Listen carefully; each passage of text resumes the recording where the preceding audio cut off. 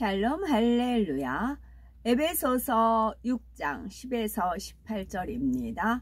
끝으로 너희가 주 안에서와 그 힘의 능력으로 강건하여 지고 마귀의 간궤를 능히 대적하기 위하여 하나님의 전신 갑주를 입으라. 우리의 씨름은 혈과 육을 상대하는 것이 아니요 통치자들과 권세들과 이 어둠의 세상 주관자들과 하늘에 있는 악의 영들을 상대함이라. 그러므로 하나님의 전신 갑주를 취하라.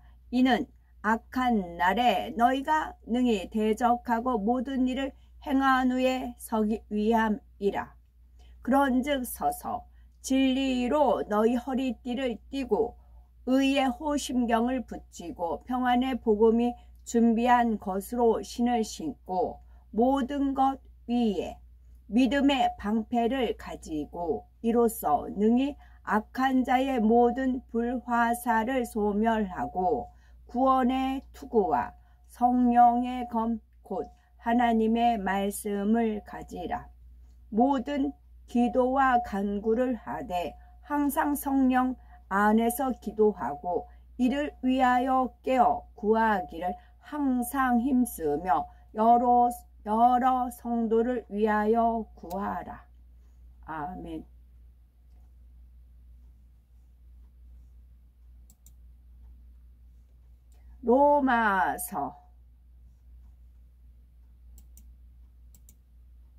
로마서 12장 21절 말씀입니다. 악에게 지지 말고 선으로 악을 이기라. 제목은 하나님의 전신 갑주를 취하라 입니다. 전신 갑주 쉽게 풀면요, 하나님께서는 전신 갑주 복잡하게 안 하고 제 수준에 맞게 아주 쉽게 마치 사자성어 풀이해 주듯이 그렇게 풀이해 주십니다. 갑주를 풀어볼게요. 갑줄은 주님이 갑, 나는 을. 그래야 싸움에 이겨요. 원수마귀 사단 우리는 못 이겨요. 영체예요. 그래서 갑이신 주님이 싸워야.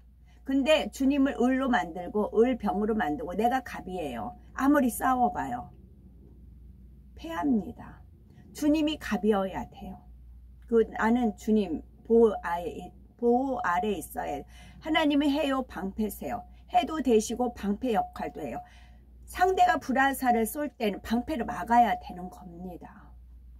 그래서 갑주했을 때는 주님이 갑, 절대적인 갑, 나는 을. 싸움에 나갈 때 그렇게 돼요. 그 다음에 전신은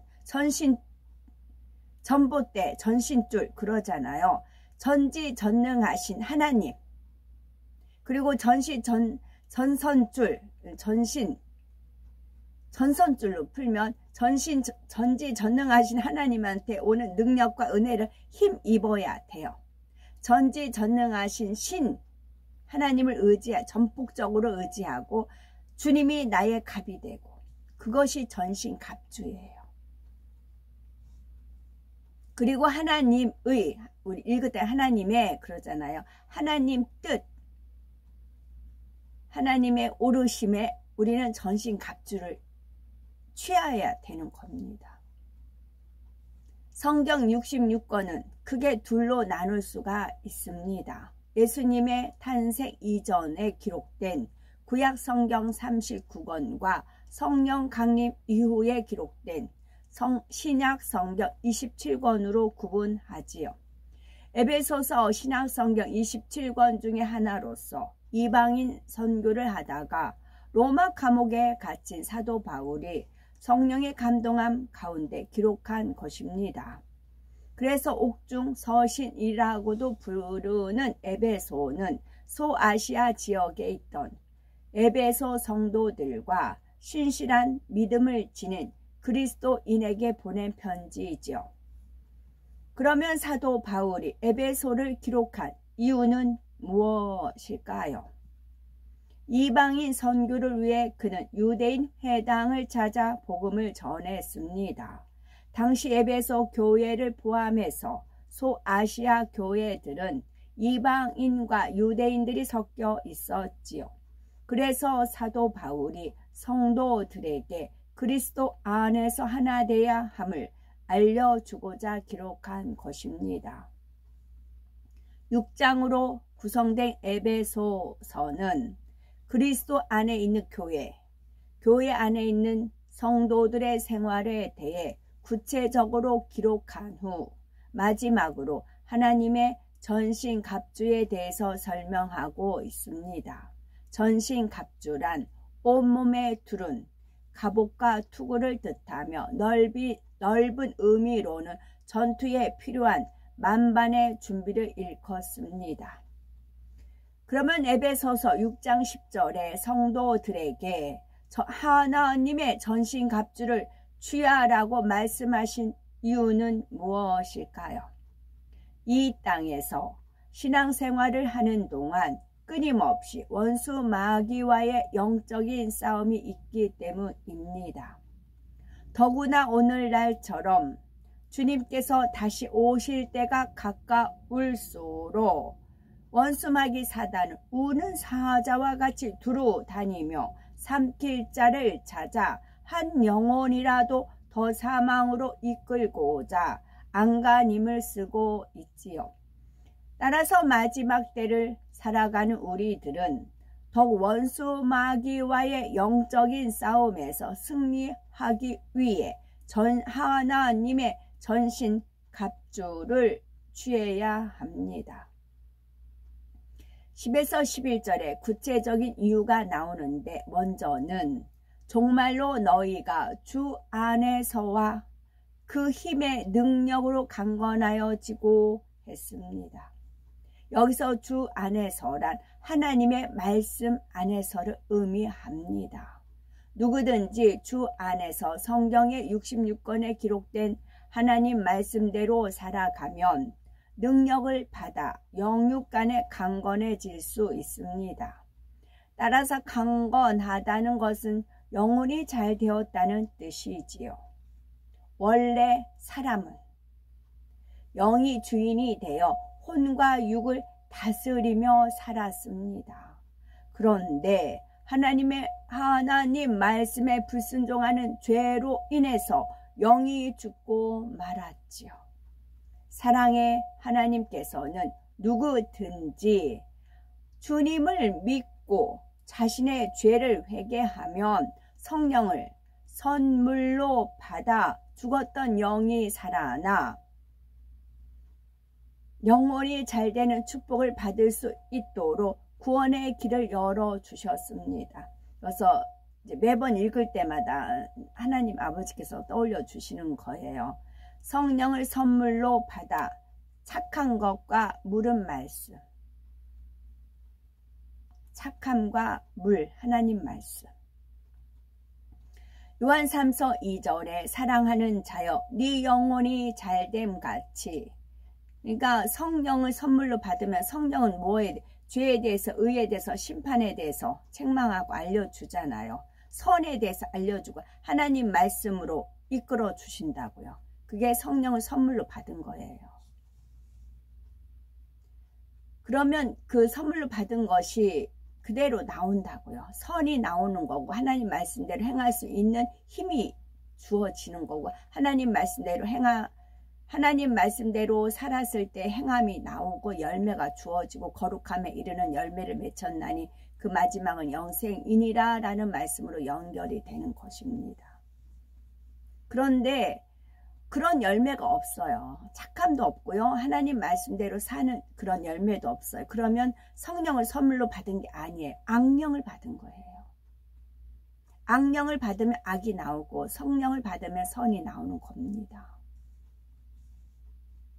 악령인지 성령인지는 어떻게 하냐면 악령은 자기 뜻대로 사는 거예요. 자기 욕심을 챙기는 것이고 성령은 하나님 뜻대로 살게끔 하고 결국에는 거룩함에 이르는 열매를 맺어서 영생에 이르게 하는 게 성령을 선물로 받은 목적이에요.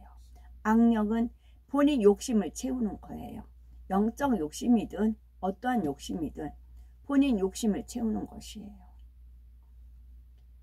사랑하는 자여, 네 영혼이 잘됨같이 네가 범사에 잘되고 강건하기를 내가 간구하노라 하신 대로 영혼이 잘되면 범사가 잘되고 가정, 일터, 사업터, 자녀 등 전반에 걸쳐 축복을 받게 됩니다.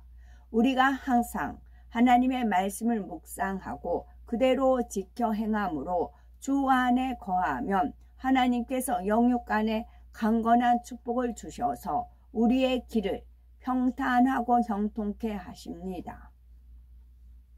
다음으로 마귀의 괴계를 능히 대적하기 위하여 하나님의 전신 갑주를 입으라 했습니다. 원수 마귀 사단은 어찌하든 목적이 그래요.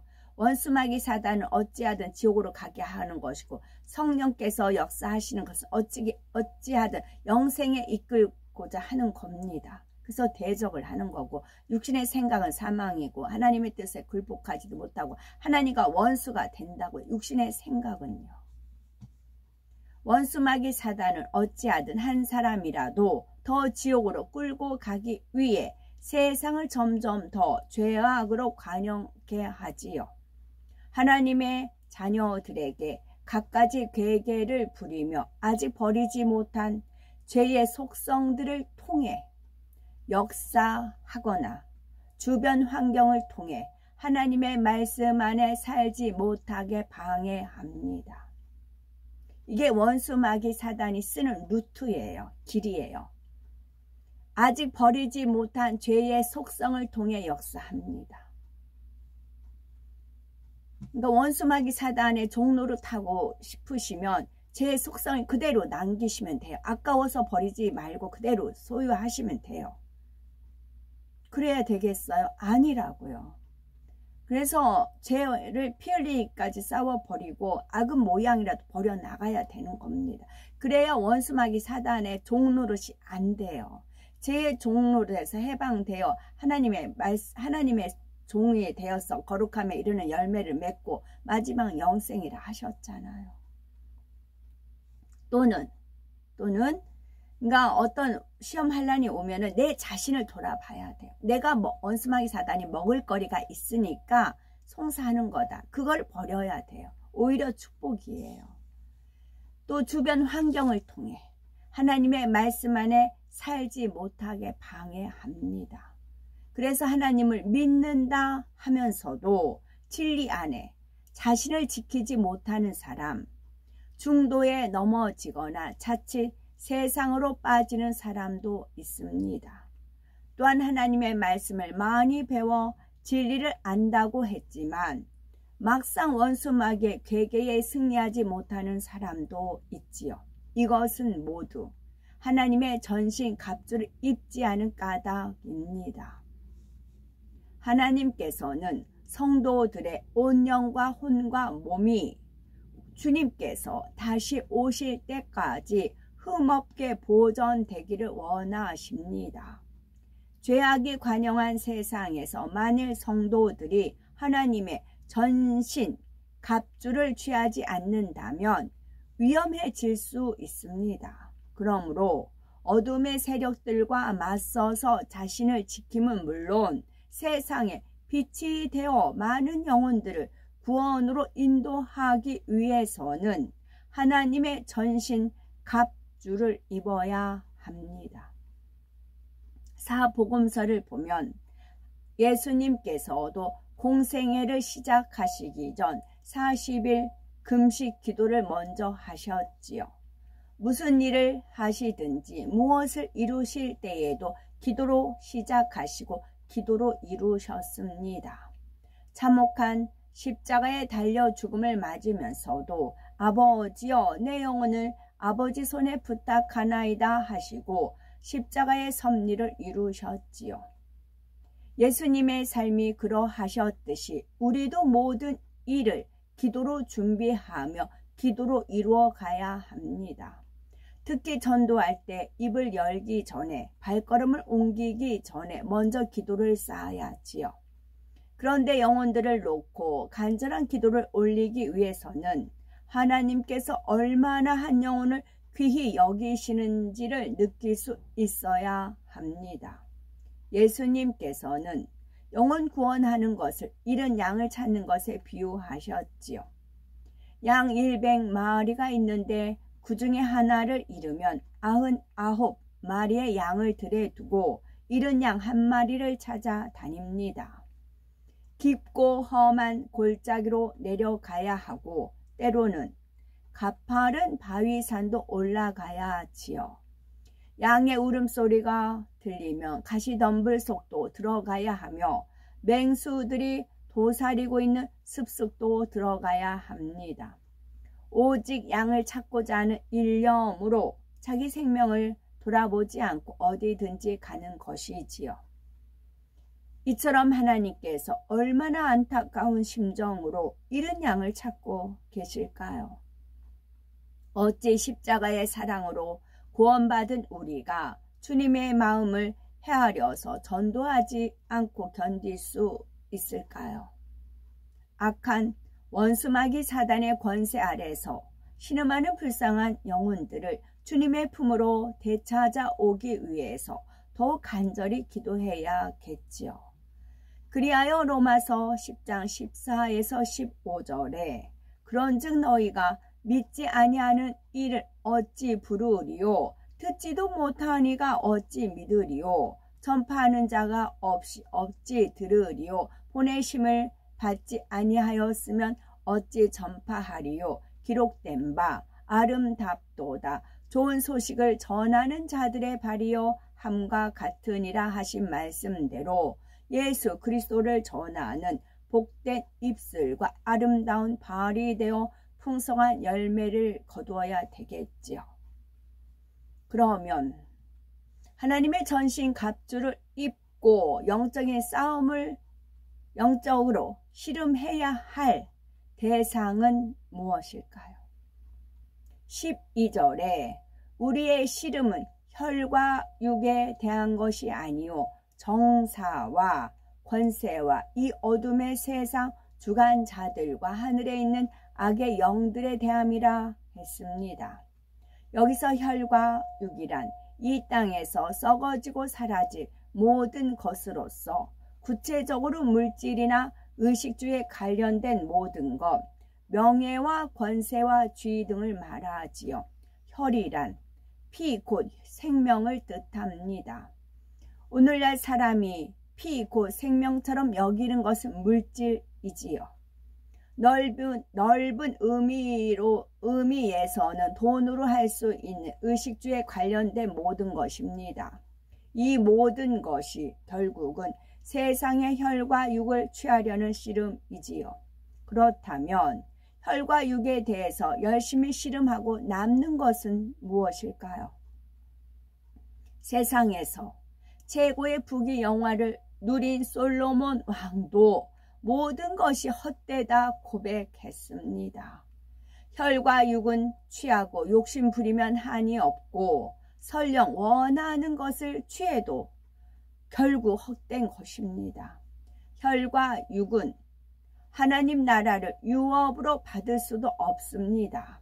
따라서 우리가 하나님의 전신 갑주를 입고 영적인 씨름을 해야 할 대상은 영원한 하나님의 나라를 위해 나아가는 길을 막는 정사, 정치적인 일, 권세와 이 어둠의 세상 주관자들과 하늘에 있는 악한 영들입니다.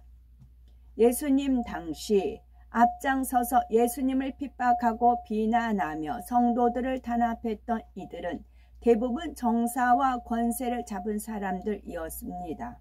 그들은 하나님을 믿는다고 하였지만 정작 하나님의 아들 예수님을 알아보지 못하고 잡아 죽이는데 자신들의 정사나 권세를 악용하였지요. 오늘날도 주님을 믿는 자들을 애매히 핍박하고 하나님 나라가 확장되는 것을 회방하며 하나님의 자녀들에게 갖은 계계와 술수를 쓰는 모든 것이 이 세상을 주관하는 어둠의 세력에 속한 정사와 권세에 의해 행해지고 있습니다. 그런데 우리가 씨름할 대상이 정사와 권세라고 해서 정사와 권세 잡은 사람들에 대항하여 싸우라는 뜻이 아니죠. 우리의 싸움은 믿음의 선한 싸움이어야 합니다. 누가 핍박한다고 해서 그 사람과 대항하여 똑같이 싸우는 것이 아니라 선으로 악을 이겨야 합니다.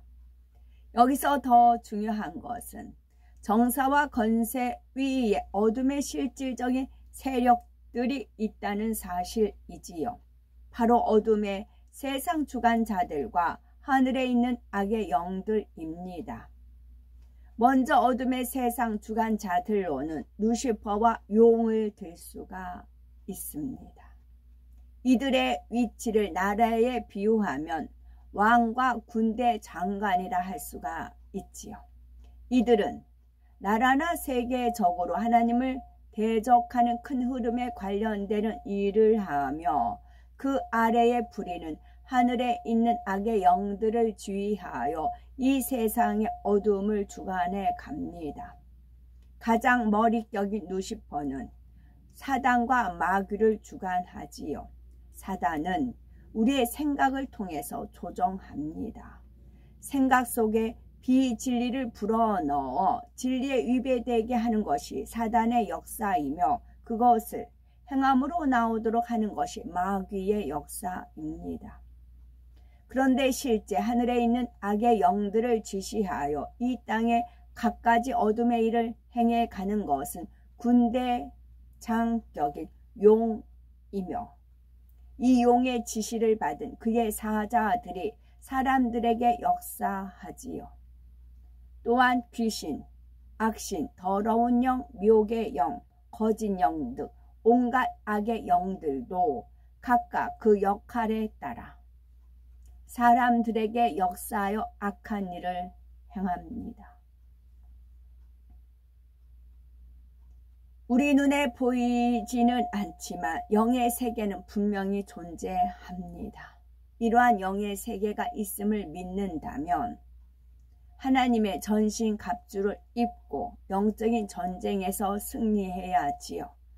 영의 세계에서 승리해야 육의 세계에서도 승리할 수 있으니 더욱 주 안에서 하나님의 말씀대로 행하며 영혼이 잘되는 축복을 받아야 되겠습니다.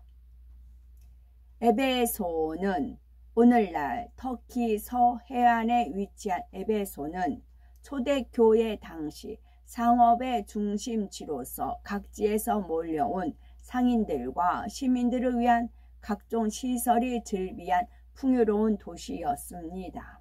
사도 바울은 이방인 선교를 위해 제3차 전도 여행 때 에베소에 2년간 머물며 복음을 전했지요. 그는 이곳을 소아시아 지역의 전도 중심지로 삼았고 그가 에베소를 떠난 후에는 디모데가 이어서 사역하였답니다. 에베소는 사도 요한의 활동 중심지이기도 하였죠. 아멘.